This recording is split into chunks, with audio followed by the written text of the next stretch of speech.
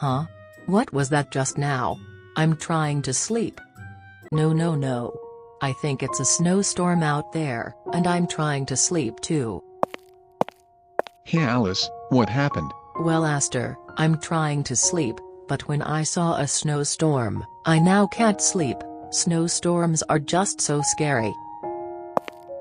Listen, try not to think about the snowstorm or look at it and just try to calm down and go back to sleep. I don't think I can after I saw that snowstorm. I can understand, but I promise you can at least calm down. Nope, like I said, don't think I can really do it. Surely you can breathe slow and go back to sleep, Alice. But Aster, what if I can't?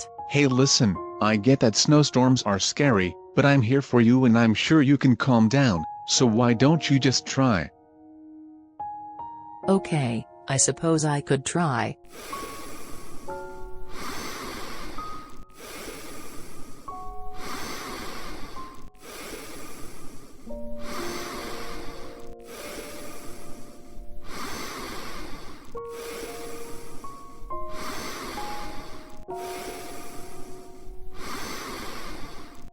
Thank you so much, Aster. You're welcome, Alice. Now try to go back to sleep.